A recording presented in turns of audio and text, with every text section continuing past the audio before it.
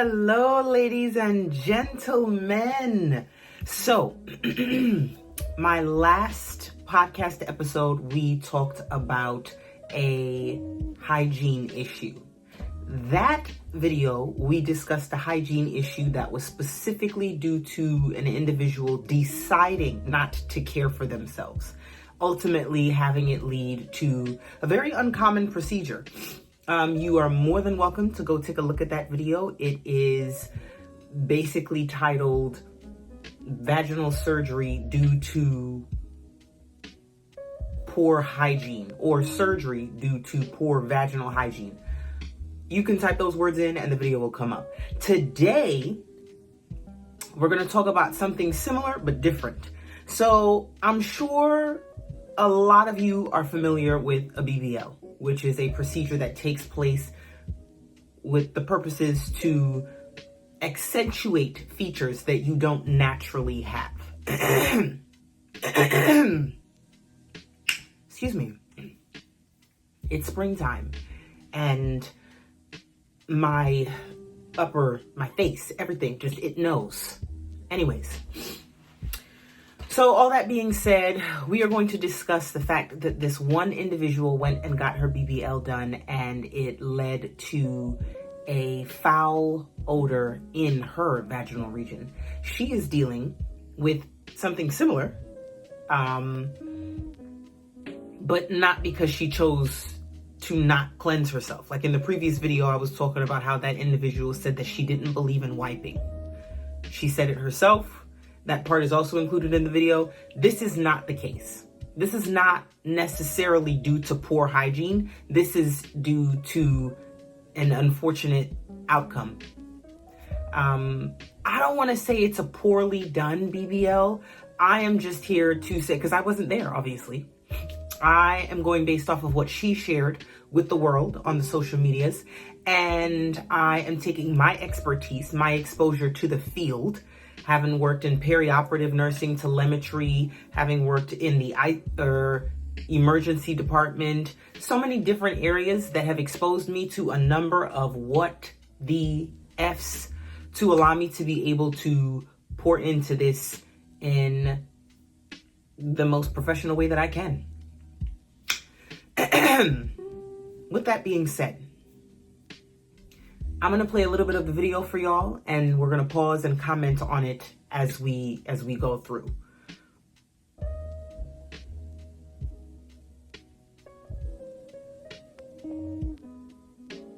So first, let me say, my boyfriend at the time did not want me to get the procedure done, but I insisted. Me and my sister went to get the procedure done together. And before I got the procedure done, I joined the group on Facebook. It was like a support group. Different women that got it, that's in relationships, just for, to talk about it. So a lot of women in the group was pretty much saying, when you get it, your boyfriend is going to be jealous, so just keep it out on that. So when he was telling me it was smelly down there, I was going to the group saying, he's saying it's smelly down there. They was basically telling me to ignore him. He's jealous, but he'll eventually come around. Ladies and gentlemen, I'm sure you heard, I'm sure you understand, I'm sure you comprehend, but essentially her saying smelly down there is her saying that her reproductive region, her sex organs, were given off a strong, unpleasant odor. She was in a happy relationship. She was in a relationship that progressed the way all natural, healthy relationships do. Sexual activity is an unspoken part of that. And her boyfriend was telling her he didn't want that anymore. He was too turned off due to the odor. Obviously, that wasn't an issue before. It became an issue as a result of the BBL.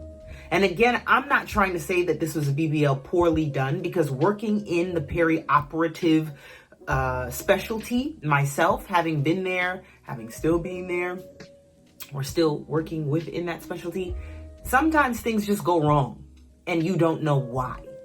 But as healthcare professionals, it's still your job to go down the list of why this is happening. We still have to figure it out. We still have to try to fix it. She goes on to explain in detail what some of the symptoms were that she was explaining. And when you don't work in healthcare, when you're not familiar with what a sign of infection is, and I know some of you are probably going to say, how could you not know what a sign of infection is? Like, it doesn't look good. It doesn't smell good. Like, this is a strong indication that something has gone wrong. Well, she tried. She joined a support group and they were misleading her. I genuinely don't believe that homegirl was welcoming of this odor. Let's watch a little bit more. So me and my sister got the procedure done at the same time.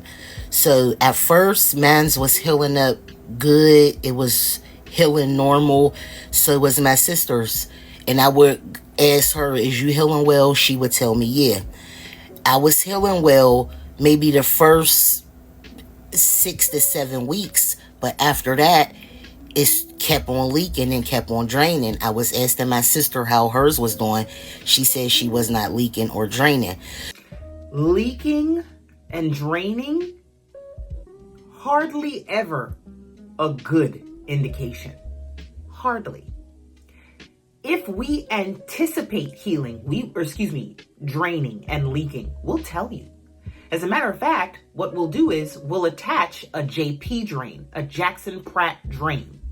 That goes into an area where something was just removed. It doesn't matter what it is. The way the body works is if something is removed from somewhere, the body's natural defense is to flood that area with fluid. The JP drains are placed in to collect that excess fluid to help facilitate healing. So when we anticipate drainage, we put things in place to accommodate the drainage. This was not supposed to happen. And so in this case, I don't know if she was poorly educated after the procedure, because after each procedure, discharge instructions do include a hefty amount of education. The nurses are supposed to go into detail. You're going to see this, you're going to smell this, you're going to hear this, you're going to feel this. All of this is normal. If you start to experience XYZ, A, B, C, D, E, F, that's not normal. Come back to us immediately or call 911. Leaking and drainage in this particular case, and again, sometimes they don't even set things in place for the drainage because they're not anticipating a wealthy amount. They're anticipating drainage, but not a lot. The way she was describing it, it was too much.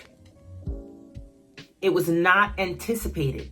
Drainage after a BBL, or at least after a certain amount of time, is not normal.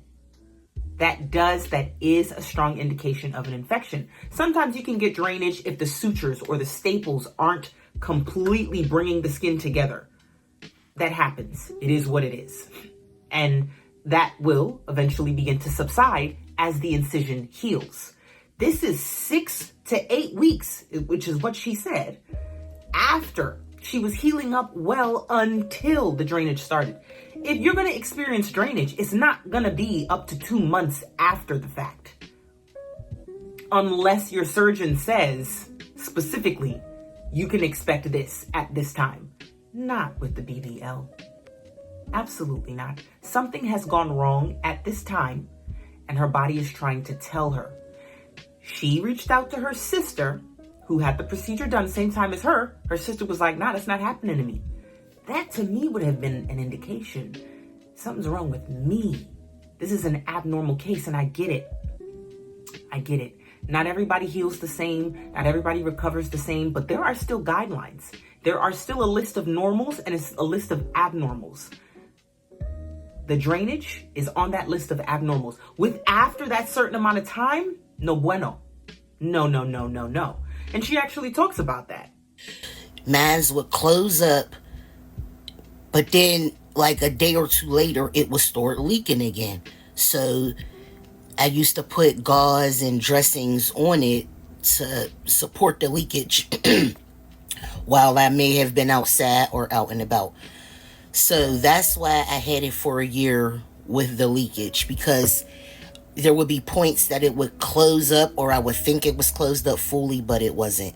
So one day me and my boyfriend was about to do something, and he just was like, I can't. let's pause here before we go into that devastating component of what this BBL has done to her life. 1 year of drainage is absurd. And I get it. Again, I mentioned this before. I'll mention it again. She's obviously not a nurse. She's obviously not a doctor. She's not a surgeon. Okay? But again, I'm wondering, where did you go get this done? Who gave you the discharge education? Because as a nurse myself, and this is what I mean when I say, I don't want to say it was poorly done, but I can pour my professional expertise into the information that she's sharing. When we discharge a patient from having a surgery done, we are legally obligated to go over with them in detail what to expect. 1 year? I don't know if she completely disregarded the information. Whoever her responsible adult was didn't obtain the information. Did they not get paperwork? Because we also give paperwork. With all the instructions that we're explaining, we're supposed to give paperwork. And in some cases, this has happened as well before, where people will go out of the country to get a procedure done, come back, show us the botched job, and now all of these surgeons are like, I'm not touching that. Because they're now afraid that you're going to sue them for the botched work that somebody else did. And now you don't have the standard discharge instructions, the paperwork, the information, all of that comes with getting a surgery done. 1 year is absurd. It's absurd. I mean, your sister is telling you none of that's happening to her. And I get that it can be a little misleading that it would close and then open back up. But after a number of closing and opening, again, the closing and the opening of the incision, the excessive drainage and the odor, all bad signs. Let me just explain something to y'all. These are signs of infections. Redness, swelling, drainage, whether it be purulent fluid or serosanguinous fluid. The serosanguinous all by itself with none of the other symptoms, not so bad. But the serosanguinous is like a pinkish, reddish fluid. Okay? Not so bad when it's happening alone.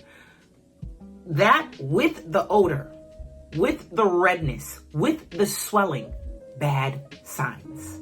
Okay? And it went on for a year, so it went on for way too long. Okay? There's a lot of damage that's taking place here. Did not take the smell anymore, and he broke up with me and he left.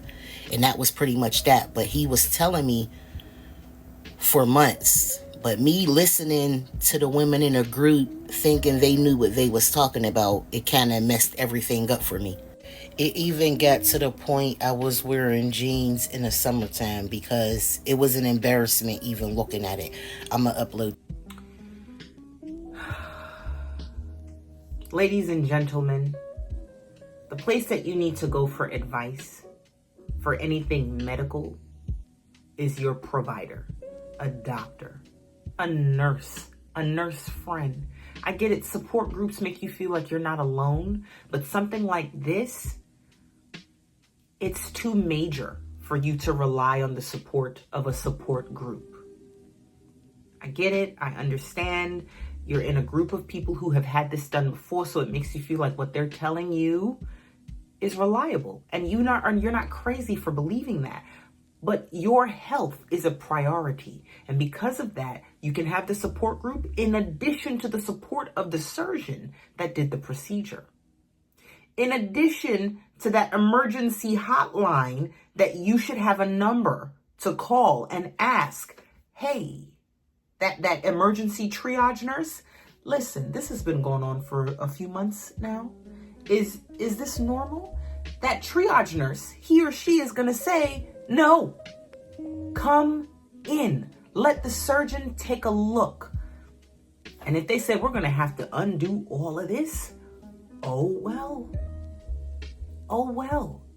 That could have saved her relationship. This part that she was just explaining was her boyfriend saying, I can't take the scent anymore. I cannot stomach sexual activity with you anymore. The odor was that bad. Y'all, infections don't smell good. They don't. Something had gone terribly wrong.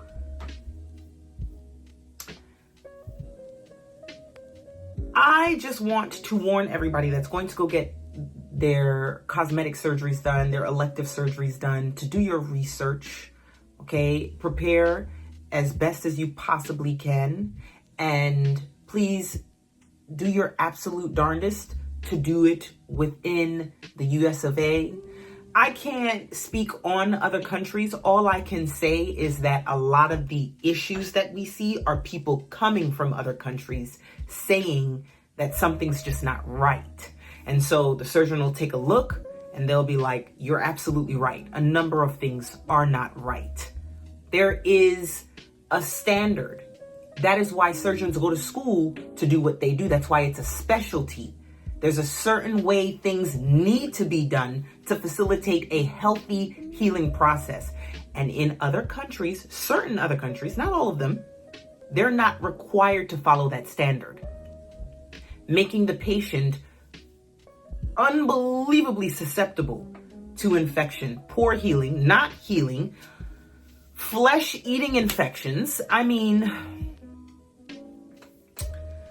I want to just interrupt this message real quick to say, please go take a look at my website, dirtywordsmith.com, to take a look at my comic book. I am in the process of writing the second one in the series. My merch, my branded material, I just got this in the mail today. The Namakasi stand. This is what the cover of one of the comic books look like. The other one is a special edition cover, also available on my on my website. And then, because we are in the process of doing an animation adaptation, we're this close. We just need a little bit more of your support if you want to become a member of my Patreon. I know I've been promising updates on some exclusive stories. Bear with me. I promise they're coming. We're just zhuzhing it up a little bit because you guys have waited so long for it. Anyways, back to a BBL gone horribly wrong. Do your research. I can't stress that enough. How many success stories does this surgeon have? And if it looks like it's going to cost a lot of money to go get it done, where a surgeon has a phenomenal reputation, save your money. Save your money, because it'll cost you in the long run. And there's a lot of people that have successful BBLs that, paid way less, but you're still running a risk. You're still running a risk. She shared her story. She was incredibly brave, because this is not something that a lot of people are going to want to talk about. But I do feel like I'm glad that she put it out there so that people who do go get procedures done, whether it be a BBL or any other cosmetic surgery, and these signs, these symptoms that she's describing, all horrible and all strong indications that something has gone wrong. Okay? All right, y'all. Don't forget to check out my website. Subscribe. Share with your friends, your family, your loved ones. Let me know what y'all think in the comments below. Thanks, guys.